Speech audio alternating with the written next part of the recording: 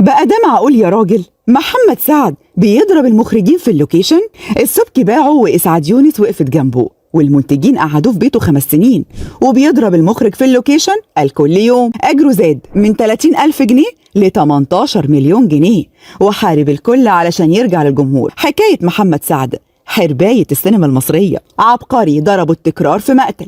الفنان المصري محمد سعد من أبرز نجوم الكوميديا في مصر والعالم العربي، عنده موهبة فطرية وحضور ساحر، ويقدر يتلون في أي دور زي الحرباية. محمد سعد ما عملش جماهيريته بسهولة، وطريقه ما كانش مفروش بالورد، والحظ ياما عنده في البدايات، وبسبب إصراره وإيمان صناع السينما بموهبته نجح في الوصول لقلب الجمهور. سعد قدر يستغل المساحة الصغيرة اللي بدأ بيها مشواره التمثيلي في إنه يطلع أحسن ما عنده. اسمه محمد سعد عبد الحميد، من مواليد 14 ديسمبر 68 بمساكن زينهم في السيدة زينب. بيحب التمثيل من الطفولة، درس في المعهد العالي للفنون المسرحية قسم تمثيل وإخراج، لكن بعد التخرج ملقاش أي فرصة في التمثيل، ولف على المسارح والاستديوهات ومحدش كلمه، لحد ما يأس وفكر يشتغل في أي وظيفة حكومية علشان يصرف بيها على نفسه. وفي سنة 93 الحظ ابتسم له وترشح لدور صغير في فيلم الطريق إلى إيلات، ورغم صغر حجم الدور لكن سعد قدر يلفت نظر شركات الإنتاج، وبعدها عمل أدوار صغيرة في مسلسلات مهمة زي ما زال النيل يجري، ومن الذي لا يحب فاطمة، والشارع الجديد.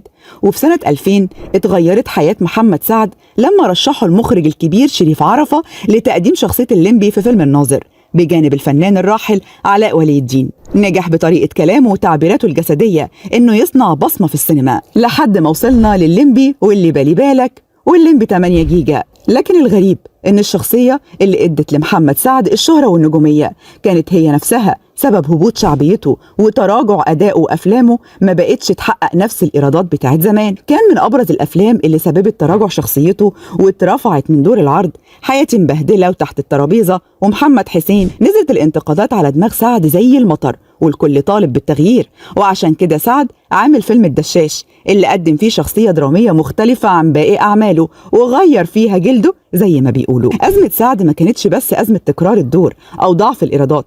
سعد أول ما بدأت إيرادات أفلامه تقل حصل بينه وبين المنتج محمد السبكي خلاف كبير، بسبب إن سعد طلب رفع أجره ل6 مليون جنيه، وسعد ما طلبش الأجر ده من فراغ، ده طلب الزيادة بعد ما فيلم عوكل كسر الدنيا وحقق إيرادات بأكتر من 20 مليون جنيه. لكن السبكي رفض وقال مستحيل سعد ياخد المبلغ ده، بعد ما كنت بديله 30,000 جنيه في الليمبي وزودته في اللي بالي بالك وخد مليون في عوكل، ياخد مرة واحدة 2 مليون وأكتر منهم كمان. لحد كده كفاية، لأنه هيخلي أي فنان تاني شغال معايا يطلب نفس الأجر. وبالتالي سعد قرر إنه يفسخ التعاقد مع السبكي ودفع الشرط الجزائي، وتعاقد مع شركة إسعاد يونس للإنتاج، وكان وقتها أهم نجوم جيله، وأي منتج بيعتبر سعد الفرخة اللي بتبيض له ذهب. لكن بعده عن السبكي كان عتبة خسائر كبيرة، ومن وقتها بدأ سعد يقع في مشاكل كتير مع شركات الإنتاج والمخرجين، وتلف الدنيا وتدور بمحمد سعد، والكلام يكتر حوالين إنه خلاص ما بقاش يعرف يغير جلده